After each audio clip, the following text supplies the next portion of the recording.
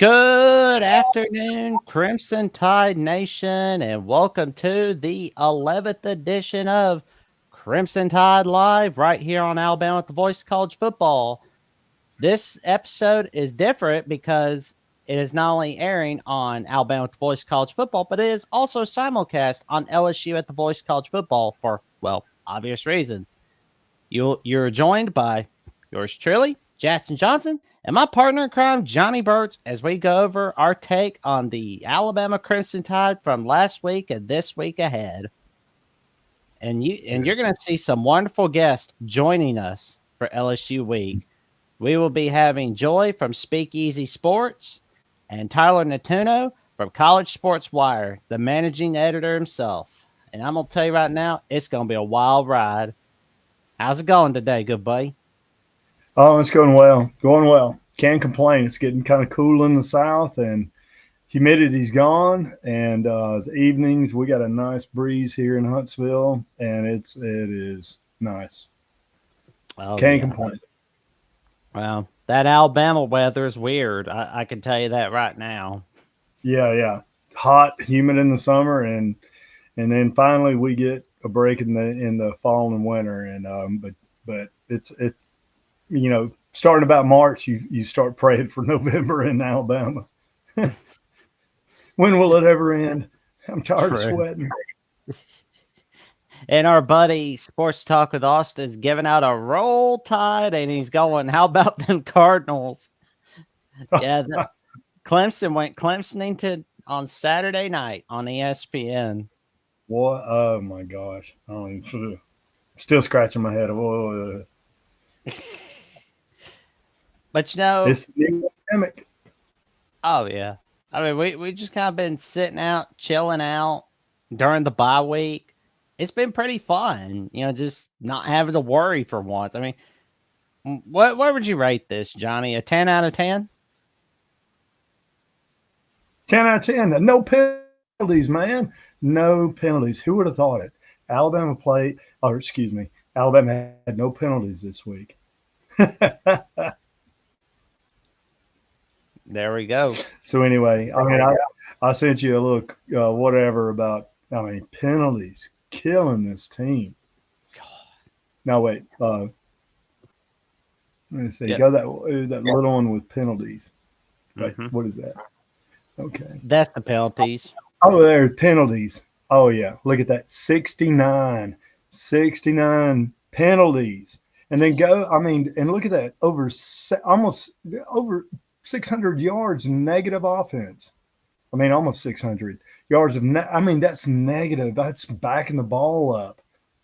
I mean, that's a mile, or at least close to it, of backing the ball up on penalties. I mean, oh gosh. But at least this week we didn't have one. Oh yeah. It's scary. It really That's killing us right now. Yeah. That's killing us. We're above Hawaii, but that's not really anything to brag about. No, nothing. The thing that surprises me is Ole Miss is down there. Look at Ole Miss. They're almost, look at that, 132. I mean, it's ridiculous. I mean, that's lack of discipline. I don't know what they're doing down there, but I mean, that's just lack of discipline. And Ole Miss and Alabama are lucky to be where they are, as well as some other teams. Don't get me wrong, but they are lucky to be where they are with so many yards to overcome, because that's what a penalty is. I mean, instead of 1st and 10, now you're 1st and forever, and sooner or later it's going to bite you in the butt. So hopefully this week they got a little discipline going on down there. That's true. I mean, we know those penalties are going to catch up with Miami at some point, as well as it should. Yeah. But for Alabama, I mean, I be honest with you, I'm not going to say it cost Alabama 2 games, but it was one of the major factors that they are where they are. I mean, just stupid penalties. And I'll admit, but I'll have to say this: there were a few that were questionable. And I agree with that, but overall, I mean, some of it is just ridiculous. I mean, just can't win. You got to have a disciplined team if you're going to win. That's true. As I said earlier, I think as I said earlier, I think if you look at teams that win the national championship or in the Final Four, they're going to be teams with fewest penalties. Agreed. Yeah. So So the rest of this year, and I really hope like this Missouri game has created a lot of momentum for Alabama because it feels like it should, but we'll wait and see. And yeah, it will. oh yeah, It and will until about the first 5 minutes of the LSU game, and then reality will step in, and we'll see what they did over the. Well, we'll know what they did over the break and the week off, and it'll last about that long.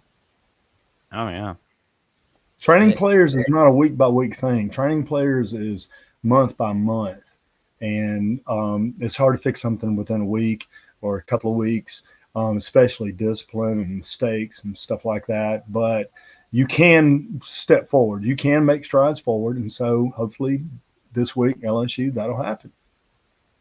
yeah. I mean, we gotta have some good wins. But something that's going to bring out a real good win? The disputed national champions, college football's historical 1990s reset, written by Mark Rogers himself, the owner and founder of the Voice of College Football. And in this book, you're going to learn what happened during the 90s, how the decade changed sport, why the championship results should be questioned, how to critically think through the scenarios, to appreciate the accomplishments of teams that were not recognized as champions. This book provides an in-depth analysis of the changes, controversies, outcomes that defined the decade of college football. Grab your copy now, especially for the college football fan in your life this Christmas season. If you're doing some early Christmas shopping, this is the book to get, friends. I guarantee it. And Johnny, we've got some guests to help us with the Alabama LSU preview. And Okay. she is the co-host of the Speak Easy Sports Show herself, the one and only Joy from Speak Easy Sports. Oh, you're muted. I'm muted. Hi guys, happy to be here. Thanks for coming Hey. on. We appreciate you coming on. And Thanks he for having is me. the managing editor of College Sports Wire. He is the one and only himself, Tyler Netuno. How you doing today, good buddy? Doing pretty well, guys. Appreciate you having me on as well. Well, thanks for coming on. We decided, it's Alabama LSU week, and let's make it a party. I figured it'd be a good one, especially with what's going on this week. We got to have a swinging party for Alabama LSU. So LSU, they're coming off a huge loss against A&M Aggies on Saturday night. What's going through the Puppy Dog wants to join in. You want to come on in? He always wants to join. I'm hoping he'll just lay down and go to sleep. Well, Don't worry, I have got to see if he'll make a pick for LSU Alabama for sure. Oh, I know his pick. He knows better. He knows what house he lives in. But what's been going through the minds of LSU during the bye week? What's been going on with LSU? If I'm being really honest with you, I think like LSU fans have gotten pretty good at remembering that A&M game is always a toss-up when it's at A&M. And so it really is just, okay, like move on to the next one. And if you win out, you put yourselves in a really good position. This game, LSU Alabama it's always circled on the schedule. Like everyone always knows that it's coming. It's never going to sneak up on us. Everyone's prepared for it. And so I think everyone's mindset this week was just get ready. It didn't hurt to see Karma pretty much instantly come into play and watch them get skull drug at South Carolina. That was pretty beautiful to watch pretty much immediately after. It does suck for us because it makes that loss look worse. But it's a long season. The SEC is a brutal conference. We all know this. And so I think our mindset has just been like, just get ready. This game always matters. It feels like this year it matters more than it ever has. And so we're ready to go. Tyler, what's been your take on LSU during the bye week?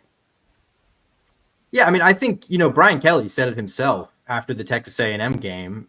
That loss, while it hurt, didn't end the season. I mean, you still have, with the new expanded playoff, a pretty clear path to getting there if you win out, if you're LSU. Like he said, though, the margin for error is now gone. So I think this game really, to me, is so key for both teams because it's essentially a playoff elimination game. I mean, whoever loses on Saturday. I mean, I'm not saying there's not going to be years where a 9-3 SEC team gets in, but I don't think this is the year for that. So, I mean, I would say that the mindset during the bye week has been figure out what went wrong in that second half against Texas A&M, because it's not like you played horrible in that game. You dominated the first half, in fact. The offense looked as good as it has all year. And then they adjusted defensively, and you couldn't do anything to continue to move the ball. And obviously the change to a dual threat quarterback had no answer for it. So I think those are really key things you got to figure out, especially looking at the matchup on Saturday with Jalen Milroe on the other side. Well, it'll be interesting to see what happens. I've been noticing the LSU defense, it's looking rock bottom, at least in the conference. It's not been looking very good. What's your take on that, everybody? I don't necessarily agree with you. LSU's defense has gotten significantly better week after week after week after week. I mean, they have come up with major stops when needed. I mean, you can look at the Ole Miss game and say, well, LSU never led in that game. You're correct until we won. But without our defense, we don't have a shot, and we don't have a chance at winning that game. Our defense stepped up big in the South Carolina game. I mean, Lenore Sellers is quite possibly one of the best quarterbacks in the SEC right now, and our defense challenged him completely. I would say if you want to look at half of a game against A&M against a quarterback that they weren't prepared for, you can logically take away the fact that maybe LSU's defense has been struggling. But if you are comparing the LSU defense of last year and the LSU defense of this year, and even the LSU defense that played USC, and then the LSU defense that's showed up throughout the rest of the season, I would say that they are night and day different. I don't think they're a bottom of the barrel SEC team. Not when you're sitting here you can look at Kentucky's defense and say that they're at the bottom. You can look at, I mean, there are some majorly bad defenses in the SEC right now. I would not necessarily say that LSU's at the bottom of the barrel. And that's not me being defensive. That's just me being aware. We did see the bottom of the barrel LSU defense last season. So I know what that looks like. This defense isn't it. Well, they're definitely a lot better than how they were against USC this year. I mean, like earlier this year, it's like for USC, they let that LSU game go to their heads, and that's it. Probably so. Yeah. LSU also, I mean, I've said it for years. I'll continue to say it. As painful as it is for the last 5 years to have started 0-1, I pretty much know what my team is after week 1. And so I know exactly, I left Las Vegas. I went to that game knowing exactly what our flaws were and exactly where we were going to have to work, like what we were going to have to work on, the things that we needed to navigate. And honestly, if we really want to look at that game, like our offense struggled in that game. Like I walked out of that game being like, our defense kind of held us in there some. And I felt like our offense couldn't get moving in the second half of that game. But I will say every year, I will take being 0-1 and kind of knowing who my team is versus playing cupcakes week 1 through week 3. And then week 4 getting popped in the mouth because I finally play a decent SEC team. And I realized that maybe I'm just not as tough as I thought I was. Well, I usually don't like to base the year off of week 1 because it's like no, and you shouldn't. It's like quitting on an investment 1 week after you make it. It's just bad. There's just things you don't do. You don't give up on a team in September. I mean, it would have to be like Florida State bad. Yeah, especially with the expanded playoff. I mean, you can lose week 1. And that's one thing the committee, I think, historically has showed us, especially with the 12-team playoff. They do tend to overlook super early in the season losses. Now, you can't lose in November. They care about that way more. But if an early season loss and your team gets consistently better, they usually are much more forgiving. So to write your team off because of an early season loss is ignorant, in my opinion. It's dumb. Hey Jack, pull up that pick that I've got with regard to LSU Alabama, and so we can all see it. Yeah, right here. So when you're looking at this right here, and look at LSU, their offense rushing, number 111 in the country. I mean, as far as teams, FBS teams. And then we were, talking over here with regard to their defense. What's letting them down is pass defense. Okay. LSU over there, look at them, number 86. Okay. With regard to, NCAA statistics. And so that's surprising to me. Number one is LSU is not really being able to run the ball. But then number two, defensively, LSU is always strong on defense. And so I was when I went through that, I was kind of just surprised looking at that, those two little stats right there. And so defensively, pass defense, because passing defense, I mean, LSU is always great, but it's kind of let them down this year a little bit. I think it's been letting them down since 2019. I mean, if you really take a look at it, I mean, in 2020, you lost your entire defensive staff and a massive amount of players to the portal or to the league, and you have not been able to rebuild or recover since then. You just in this past offseason went and finally got your defensive staff back to the level of player, or back to the level that you wanted it to be, but you're still playing with older recruits. Like, this is not a recruiting class that this defensive staff put together, which is why I'm saying, like, week after week, the defense has gotten more impressive. But like, this is, as much as we live in an instant gratification era, this is not an instant gratification. Yeah, the model is one. I mean, the model is, one and done. I mean, every week is a new team, a new whatever, every season. So I'm taking the week after week improvements to heart. I mean, at the beginning of the season, I was ready to let Major Burns. I was like, go to the portal, go to whatever JUCO you want to go to. And then the last 3 weeks, I mean, that kid has played his guts out for LSU defense. And so those coaches have those kids bought in. And I can only ask for so much from this staff and these guys in year one. I can only ask for so much. The fact that we're even talking about LSU, Alabama being a college football playoff eliminator game is beyond my brain capacity. Because if you would have told me at the beginning of the year that we were playing for a college football playoff spot, I would have laughed at you. Like, I didn't think that we were that kind of team. So they've already exceeded my expectations for this year. I'm not mad about what's happened. If we win on Saturday, I will be absolutely thrilled. But if we lose, like, I'm so proud of what this team's accomplished, especially on the defensive side of the ball. So, yeah, historically speaking, LSU's defense, phenomenal. In the last 5 years, not so much. Yeah, and I would add on to that. I mean, I agree. The defense has, I think, made pretty nice strides week to week, which is especially impressive when you consider the injuries they've had early in the year on that side of the ball. I mean, if you had told me before the season that in September they'd lose Harold Perkins and Jacoby and Guillory for the season, I mean, Guillory was the only guy with real returning experience on this interior of this defensive line, and they lost him. They're getting pretty good play up front in spite of those guys.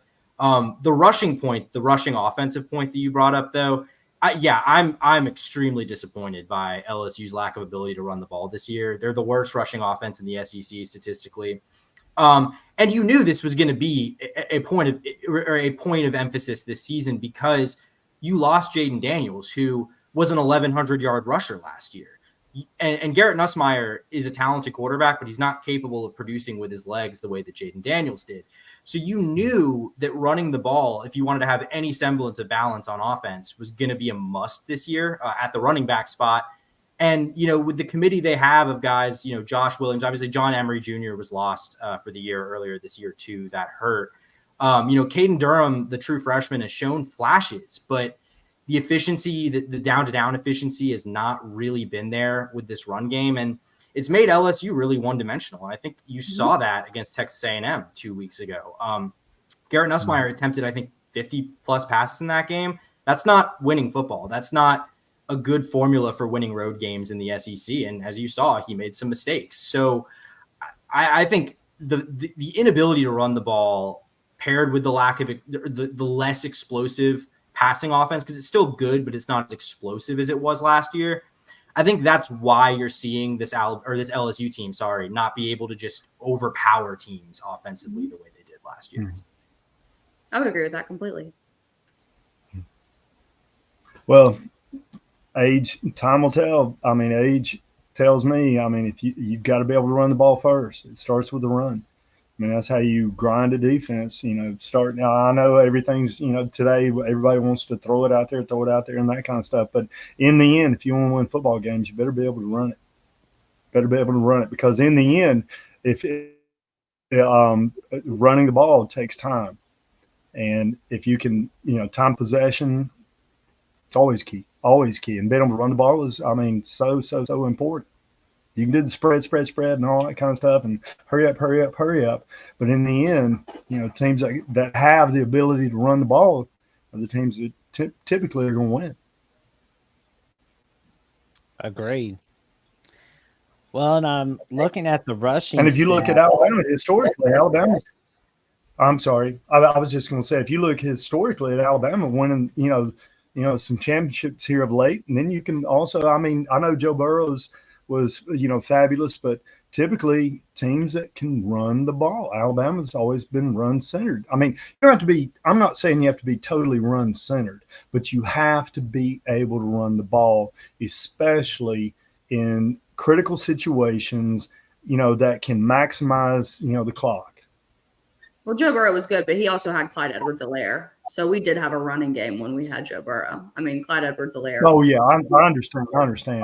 Most people. No. I'm affirming your point. Like we did. Joe Burrow was phenomenal, but you're absolutely right on that point. Like we did have a running game that we did have to go to because we couldn't. You can't just rely on the arm. And believe me, I remember Mr. Lair. Oh man, the Fresh Prince of Hell Air, nice.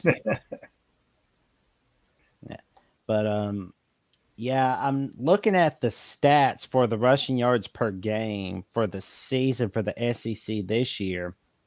So Alabama's 5th in the league. LSU's last in the league. Mississippi State's above them. What's going to have to happen for LSU's running game on Saturday? I mean, I would say it starts up front with the offensive line, which I don't want to say it's been disappointing because they've only let Garrett Nussmeier get sacked like twice this year. But you've got 2 possible day 1 picks manning the tackle spots on that offensive line. And I don't know. It doesn't seem to me like they're really creating a lot of lanes in the run game, which is surprising because, LSU's opponents know they're not going to run the ball. They know Garrett Nussmeier is going to go try to beat them, over the middle and on deep balls. And, they're dropping guys into coverage and you're still just not finding consistent success on the ground. So I think as good as those guys are playing up front in terms of protecting the quarterback, I think the protection in the run game needs to be better. Yeah, I mean, I would agree with that. I think from what I've heard in practice, that was a big thing that they've worked on over the bye week. And then obviously leading up into this week. Here's the thing that like people tend to forget. Like we lost A&M game and no one wants to talk about it, but the run game against Arkansas was there. Caden Durham had a phenomenal game against Arkansas. So we know that they're capable of doing it. It's just doing it against decent defenses. And so, which Alabama is obviously going to have. I think, honestly, like one of the best things that maybe happened to them was playing A&M up front 2 weeks before they played Alabama, because now you know where every hole is in that offensive line. You know why the run game wasn't working, and you're going to be they've now had 2 weeks to figure out how to get the ball through that line. I like Caden Durham. From what I'm hearing, he's getting majority of the reps. I think he's the most powerful rusher on our team. And if he can get going on Saturday, then that gives me a lot more hope in what our team would be able to accomplish offensively. Well, I'm gonna say I would this. just add that, Oh, go ahead.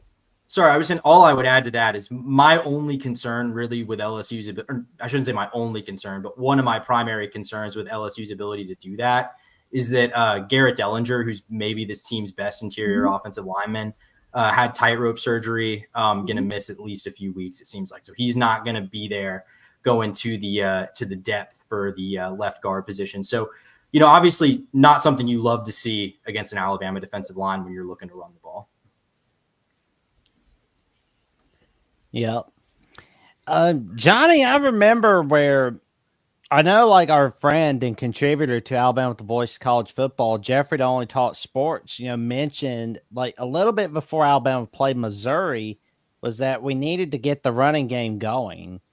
And we certainly got it going against Missouri, whereas like I didn't see any passing touchdowns against Missouri whatsoever. Maybe it's just me, but do we have to do more of the same against what we did against Missouri, or do we need to do a little more?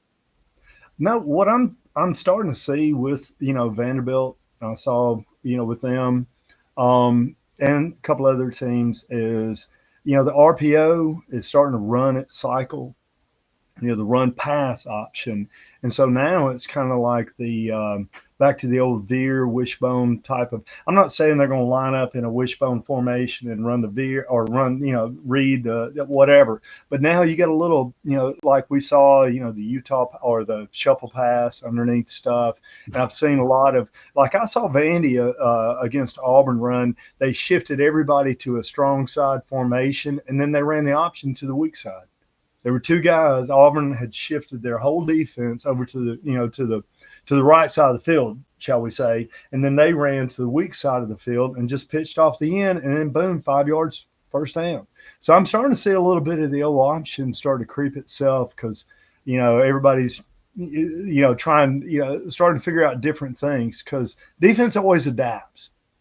And so the RPO and, everybody now is trying to run pass option, stuff like that. But it's typically, run or run pass with the quarterback. Either he's going to throw the ball or he's going to run the ball. But now he's going to go out there and pitch that thing. And so now that's going to add a little bit different dynamic to what's going to happen in the future. So I'm starting to see that creep in, and it's kind of it's going to be interesting. But going back, what was your question? About how Alabama?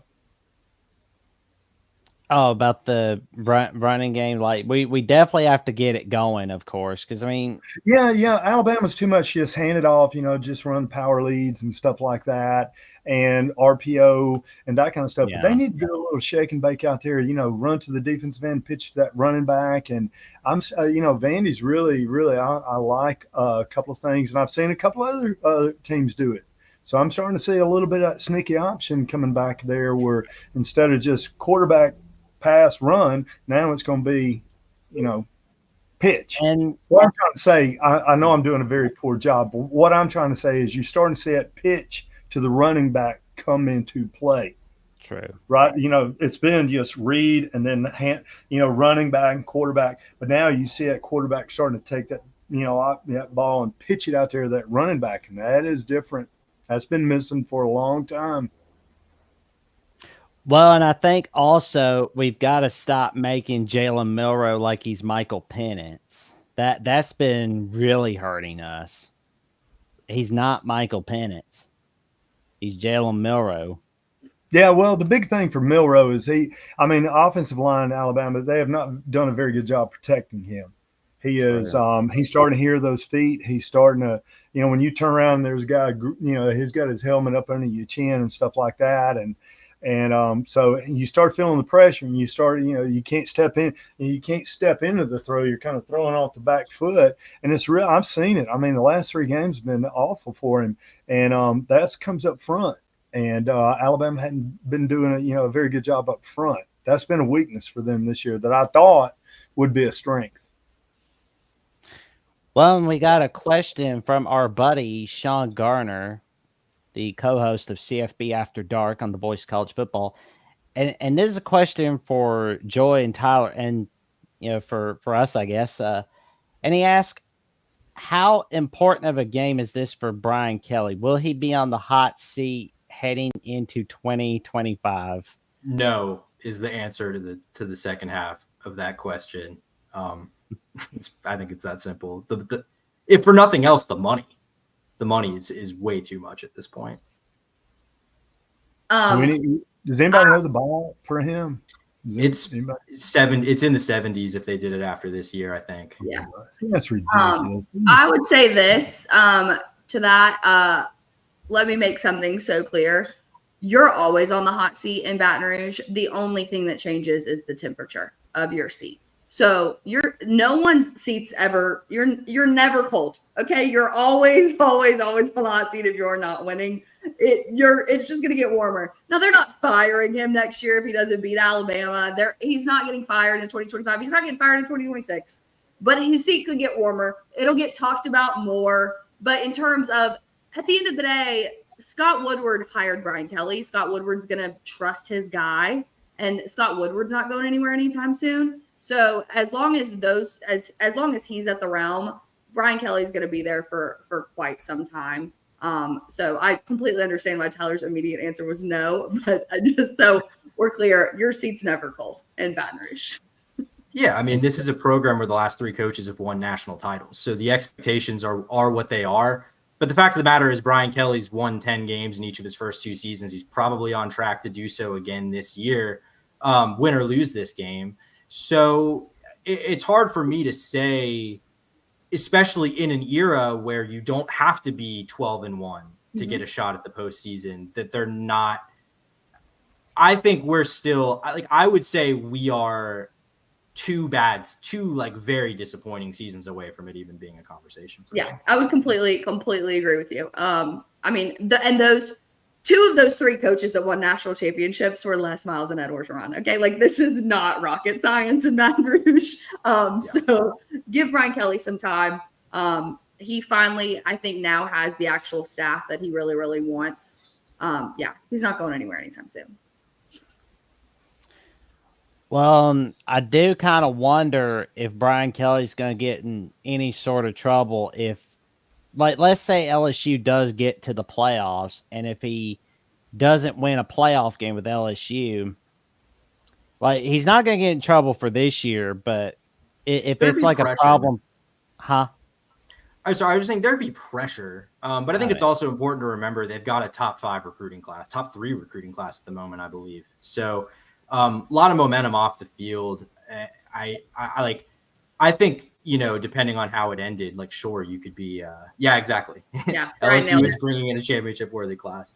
Well, let me ask you about that recruiting class. Is that incoming freshmen? Yes. Yeah. Okay.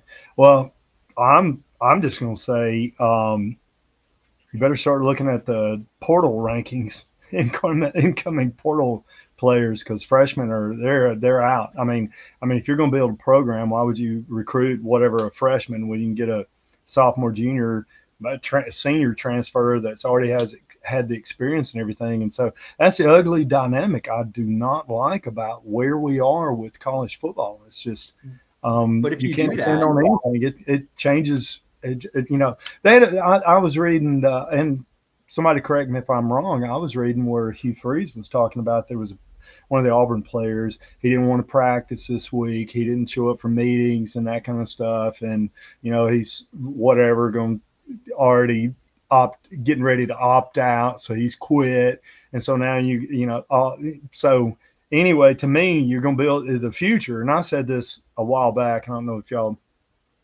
know this, but I said a while back, you're going in the future, you'll have a team that'll win a national championship without a single freshman. I don't know if I necessarily agree with that. Yeah. I do think that you're going to have both. I do think I think it's ignorant not to use the portal. I think that you have to be aware of what players are in there. I think there's a player, I'm blanking on his name right now. His whole desire was to play at LSU, was not recruited by LSU. Went to Mississippi State, played for 2 years, and then transferred to LSU because his dream was to play at LSU. And now he's a playmaker on our team. So I think you're going to have to look at the portal. Brian Kelly's going to do that, but he's also a guy that wants to develop players The thing that I think LSU has that really works in its favor that is a little bit abnormal from any other school, and Tyler, if you think I'm wrong, you can tell me. The LSU has the state of Louisiana on lockdown because those kids grow up dreaming of wanting to play at LSU. And if they think that there's a chance in hell that they are going to play at LSU, they're going to stay there because their desire their whole entire life from the time they were a child is to put on purple and gold and run out on a Saturday night in Death Valley. And regardless of what people want to think, that is a very big recruiting point that a lot of other major SEC schools don't have because they're competing with another school within their state. We don't have to do that. No one else in the state of Louisiana is fighting with us for recruits. It's our school, and then we might have to give up some to some other schools in the SEC. I'm gonna be the big bear in the room because I know what you're saying and that kind of stuff. But the big bear in the room saying money talks and this NIL money. Oh yeah, they'll leave Louisiana, they'll leave Alabama, they'll leave Georgia, they'll go wherever this little big bear right here takes them. Where I would loyalty and growing up, and NCAA ruined it. NCAA ruined it. Where I would push back on the transfer portal point real quick is, first of all, I think you run into the issue if you go too heavy on that side, if you become Mike Norvell, because if you have a transfer portal class just suddenly you have a roster full of upperclassmen that can't play ball. You've got a 1-8 football team in the ACC. I think, Brian Kelly basically said this offseason. He was pretty transparent about it. LSU's NIL is in a pretty decent spot, I think. But at the same time, these resources aren't unlimited. And you kind of have to decide at some point, do you want to make a big pitch to a 1-year rental transfer guy on the defensive line, or do you want to sign a 5-star in your recruiting class? Because and LSU has made the gamble of focusing more on those high school guys than those portal guys. They did focus more on the portal guys Brian Kelly's first 2 off seasons with, you saw what the results were. They're changing the strategy. I'm not saying it's going to work. Maybe when it's all said and done, we'll be like, hey, maybe LSU would have been better if they had just gone and gotten a couple defensive tackles and corners in the transfer portal this year. Maybe that's going to be the case. But I think it's a pretty clear strategy they're going for, building through high school, because I agree. You're going to see guys, Texas and Texas A&M come into Louisiana and take guys sometimes, but they don't leave the state at the same rate that guys in Florida do, for example. Yeah. Oh, and that Mississippi State transfer that you were talking about, Joy, that's Xavion Thomas. Thank you so much. Oh, you're welcome. I'm making sure I remember everything as much as possible. That's my job. Appreciate you. You're welcome. But, we'll be getting to our score predictions here in a little bit. But first, here's our friend Mark Rogers with the voice of college football bets.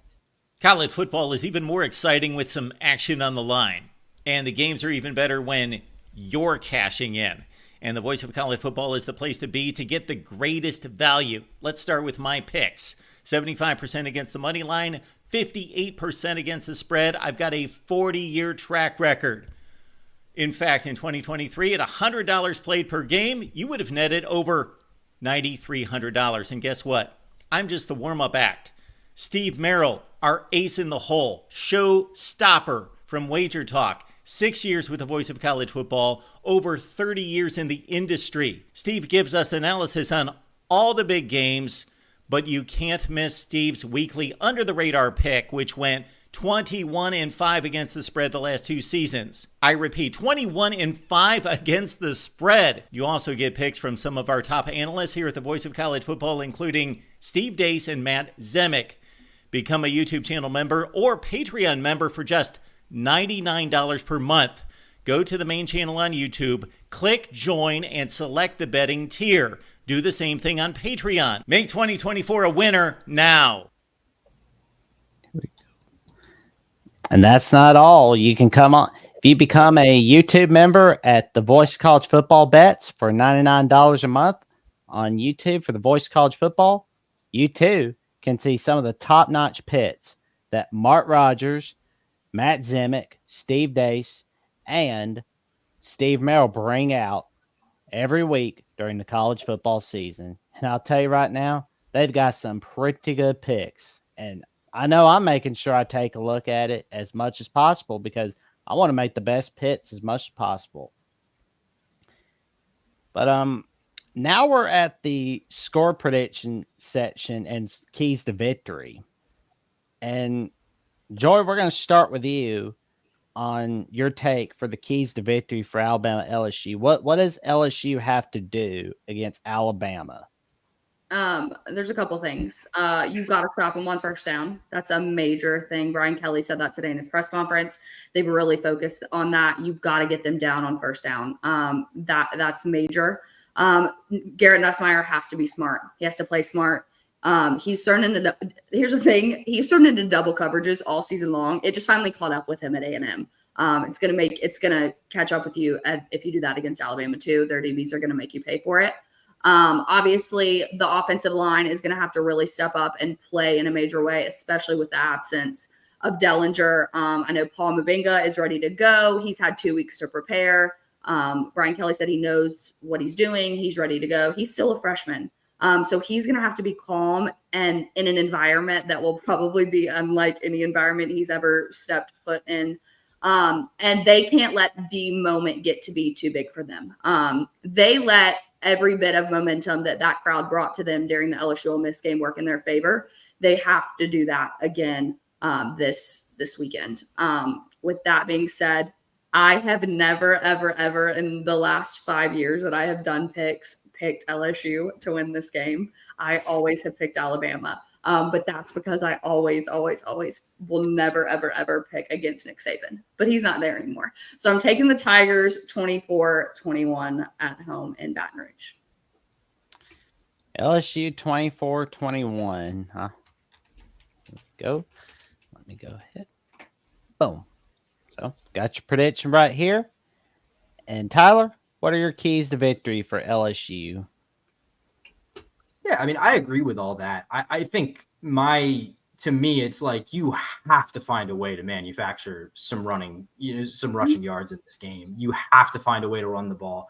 If Garrett Nussmeier, I mean, I don't think this Alabama defense is like incredible. I mean, we saw Diego Pavia move the ball pretty easily against them, but if you're asking Garrett Nussmeier to go win you this game through the air, like, yeah, he's shown that he's prone to make some pretty questionable decisions at times this year. I mean, the interceptions have been his biggest weakness. So you have to take some pressure off of him and not, he's kind of a gunslinger by just nature. And I think that it is increased and gets worse when he feels like he has to go win the game himself. So I think taking pressure off Garrett Nussmeier, both by running the ball and literally taking pressure off of him, they've done a good job this year keeping him upright. That's key. I think on the defensive side of the ball, you have to contain Jalen Milroe. Alabama offensively, they run the ball pretty well. I think LSU against the run has proven itself to be pretty strong. The secondary is a concern, like we've talked about. But, I don't think outside of Ryan Williams, really, who's obviously an absolute stud and is probably going to have a couple big plays in this game at least because that's just who he is. But if you can slow it down, I don't think they're going to kill you in this game with their offense. But if you can't contain Milroe and he just runs all over you like Marcel Reed did, it's a problem. And they're probably not going to win this game. Now, granted, they've stopped dual threat quarterbacks before. They did a pretty good job against Taylor Green a couple weeks ago when they played Arkansas. I've gone back and forth with how I feel about this game. I mean, I can easily foresee a reality where LSU wins. I mean, I think if they can protect Garrett Nussmeier, he could torch this Alabama team. Like, I think, this could easily turn into a shootout. And we saw Bama kind of went quiet at times in the Vanderbilt game and at some other times this season. If this gets into a shootout, I think you have to like LSU. I have a few too many questions about the way LSU is going to defend Jalen Milroe. So I lean towards something along the lines of like Alabama 33, LSU 27. That's kind of where I'm at right now with this game. Johnny, we are on to you. Hey, are y'all in Louisiana right now? No, I'm in Florida. I live in Georgia. Florida. Oh, okay. Anyway, my y'all probably know this. My college roommate was the head coach at Louisiana Lafayette, the Raging Cajuns. So anyway, yeah. I love the Raging Cajuns. He was. Wait, your college roommate was Mark Hudspeth? Yep. Yeah. Mark That's was my wild. college roommate.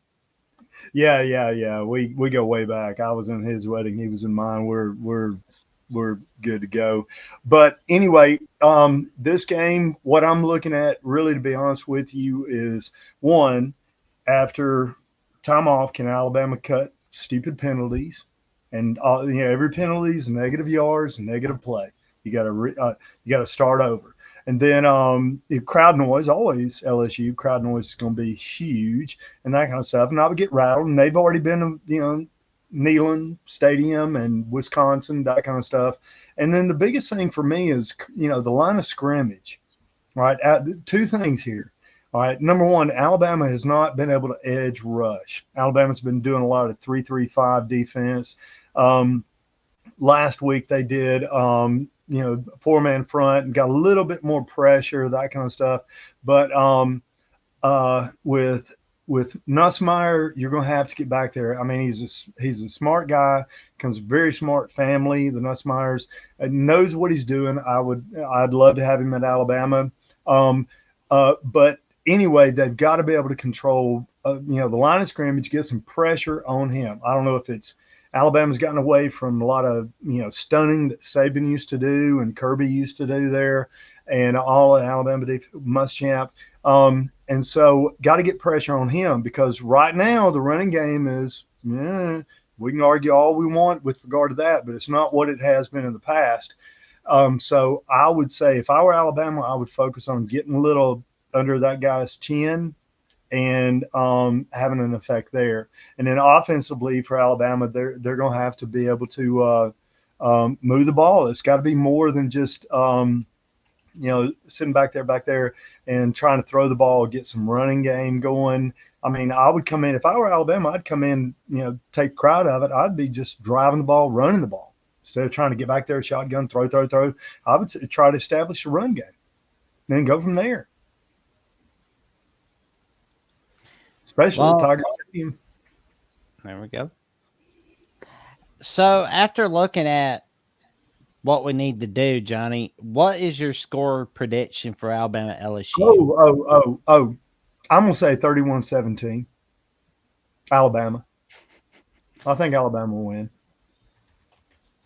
Well, we will definitely wait and see what happens. If you put up that graphic I gave you, offense, defense, Alabama, LSU, and we can debate that. But this is what I saw on the NCAA. All right. If you go head to head, who's better at, this, that, the other, offensive third down conversion, LSU. You look passing, LSU, rushing, Alabama's, rushing. Then you look at total offense there, it's LSU. Then you go over in defense and it's Alabama. So it kind of looks like, and they say defense wins championships. So, but then the outlier that I put down there is penalty yards. Alabama kills themselves with, penalty yards. So I would just say if I were going to bet, I'm going to go with defense. Yeah. I will say though, because I mean we've been kind of our own downfall. We're like the main character in a Martin Scorsese movie. We've been our own downfall, especially with those penalties. Oh, it's and then all that does, y'all, is it just brings in those seeds of doubt. And so I was like Alabama and Vandy, they just kept getting slapped. Georgia slapped in the face with all this, stupid stuff, and they start focusing on the outside, whatever, instead of the internal factors of the game, and then you have those seeds of doubt. But I think after last week and everything kind of worked its way out, I think Alabama hopefully build upon a little success. I know I'm a homer, so anyway. Well.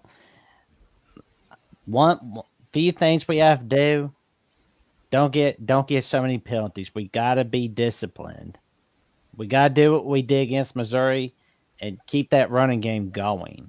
And we gotta protect Jalen Milroe. That is what we have to do. And honestly, I think that this can be an Alabama 27-24 victory. I think we can get the job done in Baton Rouge. I think it's gonna be a rough experience, like it always is. Yeah. But I think we get out unscathed. But luckily, we've got an easy one after that, so I'm not having to think. Oh, this is playoff elimination. I mean, gosh, can you believe it? I mean, for the next week after week after week after week. I mean, it's just, I mean, it's a lot. Or I mean, the season's not even over, and we're already in, gosh, playoff elimination. Good grief! Boom. It's just so weird, though. We're off the score predictions and the keys to victory, of course. Now we're thinking about the playoff rankings, which will be releasing in 24 hours and 9 minutes on ESPN. Tyler, where do you see LSU and Alabama being ranked in the first edition of the 2024 CFP rankings? I'm trying to remember where LSU sits right now. Are they in the AP? Are they like 16?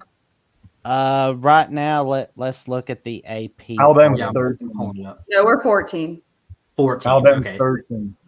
Yeah, I mean, I'd say Alabama is currently 11 in the AP. 11. Yeah, Alabama's 11 in the AP. So, I mean, I'd say Okay, you're I was probably looking at ESPN. I wouldn't be surprised if Alabama were above like a Notre Dame, just literally by virtue of the fact that they're Alabama.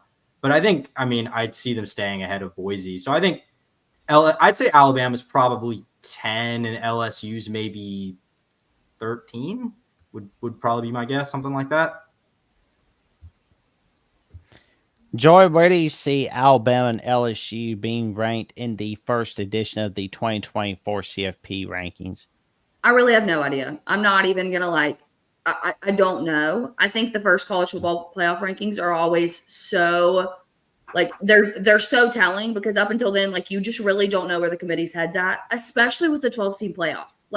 This rankings is really going to tell you what conferences they're really believing in, what conferences they're not believing in, how they're looking at it based on okay, are we going to rank the group of 5 guy higher even though they're going to get in anyway? Are we going to make them look better? There's too many questions for me in terms of what the committee is going to prioritize in terms of making their list. I mean, I think they'll both be in the top 15. I could see Alabama getting in the top 10. Unless of course they don't think Vandy's that good and then they might value that loss more. They might think A&M's not that good and then they just got curb stomped by South Carolina. I don't know. I think it's just going to be, I don't know where their priorities are. And so I think they'll both be top 15, but that's really all I can give you because in terms of numbers, I don't know what they're thinking. So I have no idea. Well, I think LSU and Alabama, they'll likely be in the top 15, of course. I could see one or both of them just barely out of the top 10. It would not surprise me. I'm thinking that's where we're going to be. Johnny, what do you think about the CFP rankings tomorrow? You could be Alabama. They don't deserve to be in the top 12. So we can start there. I don't know what they're basing it on. I mean, quality wins. Well, Alabama beat Georgia. All right. Then you look at losses, and that I don't know what they're going to base it on. The dynamic. I think the first one. I'm kind of leaning with Joy. I don't know who's going to predict this. I don't know, but I don't think. Personally, for me, I don't think Alabama's in the top 12. I look at the teams that are above them. You got to, and of course, you have to give preference to the undefeateds and stuff like that. I know we get all in the weeds. Conferences and power conferences and that kind of stuff. But I mean, the NCAA set this, so there is no power conference. It's all one dynamic now. So, Boise State, these other teams, they're undefeated. They deserve to be ranked higher. And so, really don't know what to think, but Alabama shouldn't be in the top 12. Oh, yeah. No. But if Alabama,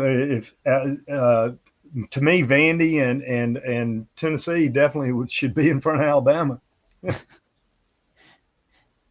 Head to head. It's got to count for something. Oh, yeah.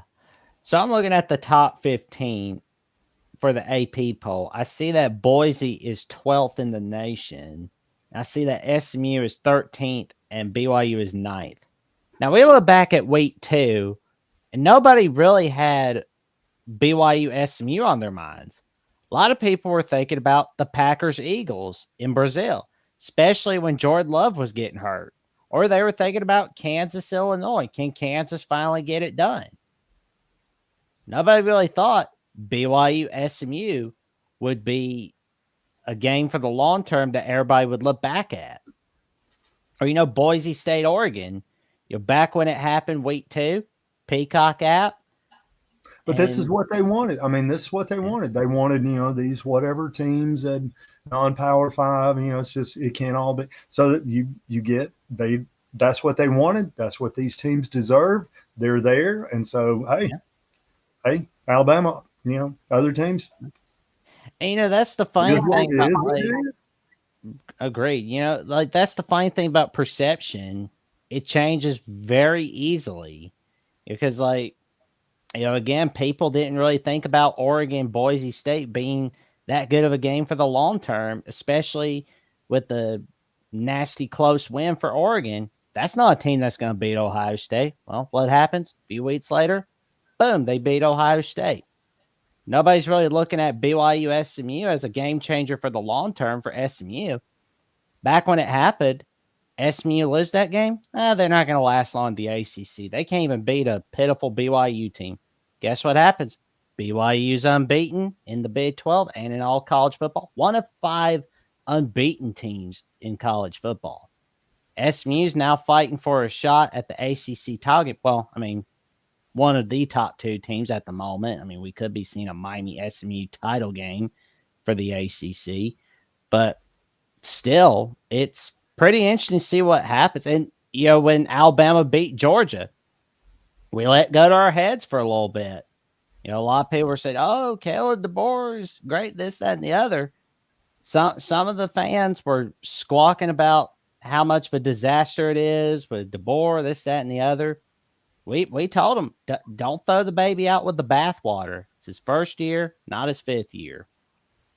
I get it. There's that Vanderbilt loss. I totally get it, but they got a really good quarterback with Diego Pavia, and they got that offensive consultant, Jerry Kill. That's pretty huge right there. So it'll be interesting to see where the rankings head for tomorrow night. I know I'll be keeping an eye on it. But Tyler, what have you got going on your adventures on College Sports Wire? Yeah, so just moved over. I covered LSU for the last 2.5 years.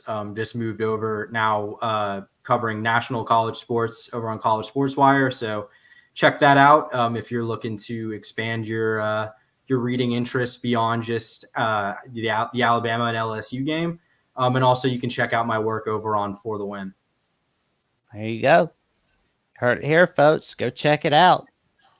Joy, what have you got going on the Speak Easy Sports Show this week? Yeah, just talking college football. Obviously, our recaps usually drop Monday and Tuesday, and then our preview for the upcoming week will drop on Thursday. I mean, we're talking everyone that matters right now. I think our number one fan base that's listening to us right now is Indiana, and I guess it's just because we're talking about them. So their fans are pretty happy with us. And obviously, major SEC coverage. We're all SEC people over there, so a lot of talk about what is happening in the best conference in college football.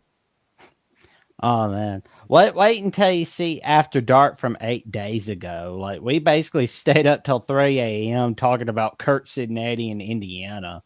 It's wild. It's wild. I lived in Indianapolis for 3 years, and I paid some dues to the Indiana football team. I worked with a bunch of former Indiana football players, and so every weekend we were in Bloomington on the sidelines cheering on the worst college football teams I've ever cheered for in my entire life. I'm like, and they would bring me there, and they were so proud. They were so excited, and they'd be like, Joy, we're going to tailgate. We're going to do all this stuff. And they'd bring me, and I was like, oh, you poor babies. Like, y'all just don't even know what you're doing. And I stood in monsoons for the Indiana Hoosiers. I've stood in rain. I've stood in snow. I've stood in sleet. I have done a lot for the Indiana Hoosiers football team when they were absolute trash. So I'm kind of riding this year as like an adopted Hoosier. I'm claiming all of the Indiana, all the Indiana joy, and I'm excited to see my friends that have poured their heart and soul and sweat into that program and not get very much out of it have so much fun this year because they feel such an attachment to that team and that program. So I'm happy for all of them. Well, you're gonna love Indiana at the voice of college football, because I could tell you right now the Indiana Nation is definitely happy, especially our buddy Jeffrey at Only Talk Sports, the co-host of the Alabama Call-In Show. He's living his best life right here and now. Look, the Hoosiers haven't had a lot of joy in their lives as of lately. Like, they haven't had a lot. I mean, since Bobby Knight's been there, they haven't had much to talk about, much to celebrate. So I'm letting them have it. Like, to be undefeated at this point in time in college football, especially this year, like, as much as people want to hate the 12-team college football playoff, like, this does feel very 2007-ish. Like, oh yeah, the fact that there's not an SEC team that's undefeated right now is wild. Like, if you would have looked at any of us at the beginning of the season and said that was going to happen, we probably would have all laughed and said someone was crazy. It's been a cool year in terms of parity and in Indiana. Like, none of us would have put money that Indiana was going to go undefeated this year. No. So that is the part of college football that I really just love and enjoy, is the parts that surprise you and keep you coming back for more. There you go. I mean, I remember that 07 year, like, when Indiana clinched bowl eligibility with that game-winning field goal against Purdue. And it was on the Big Ten Network, and it was on November 17th of 2007. I should know because it was on the Pontiac game-changing performance play from ESPN. I mean, the national championship that year ended pretty well for me. So if we just wanted to redo that whole year as a whole, I wouldn't be bad about it. Oh man, but yeah, like I just keep thinking about like Indiana Northwestern being on ESPN Classic the week before Indiana Purdue. It's like, oh man, like it's funny to remember that there were like actual live games being played on the ESPN Classic channel. It's wild times. Oh man, well, Johnny, what have you got going on your adventures this week? Still doing, I don't know if Tyler Joy know, I'm an educator, so coach, retired. So I go around, state Alabama teaching the method to the madness of the ACT. Y'all know something about that probably. And so anyway, I'll forget about it if I'm being honest. Yeah. So I'll be in Florence and Scottsboro, Alabama this week. Taking care of business. Taking care of business every day. Waiting for the weekend. There you go. Every day. And finally, you can check me out on Jackson Johnson 979 right on YouTube, where I'm 117 subs away from magic number 500. And I'll be having my next episode, The Jacksonian, with Carter Bryant, the host of Power Hour LSU, Power Hour SEC, and Power Hour NFL, where we will be discussing quite a lot about what's going on in the SEC and what's going on in the NFL, including the Saints firing Dennis Allen and who the coaching candidates should be for New Orleans. My opinion, they should go for Joe Brady, but that's just me. No. Yeah, you don't like Joe Brady? I love Joe Brady, but no, he's not ready to be a head coach. Hey, I'm a Jags fan, and that might be our next head coach that you're talking about. So, Tyler. I love me some Doug. Just can't Saban. Honestly, might as well. At this point, we've tried everything else. Look, Gail, give him a blank check, whatever he wants. Who's your NFL team, Joy? I don't really have one, if I'm being honest. I worked in the LSU football recruiting department while I was there, and so those guys became my friends. And so when I obviously, like, as I left school, I just like wanted all my friends to do really well. I always want the Saints to do well because I'm from Louisiana and it brings all my friends and all my family a lot of joy. But the rest of my family's in Texas, so they're all Texans fans. And then I live in Georgia, so I'm around a bunch of Falcons fans. That doesn't work with being from Louisiana. So it's just better for me to just cheer for all my friends and hope they really do well. But I do always want the Saints to be decent, halfway decent for the people that I love. So I'm hoping they get a good hire this go round. I'm glad they came to their senses and realized that Dennis Allen was a moron. I mean, like, really? Oh, yeah. It's like, I'm not even a Saints fan, and I'm just like, come on. You hired Dennis Allen. He doesn't know his butt from the hole in the ground. Yeah. Times are tough in New Orleans, okay? Give us a break.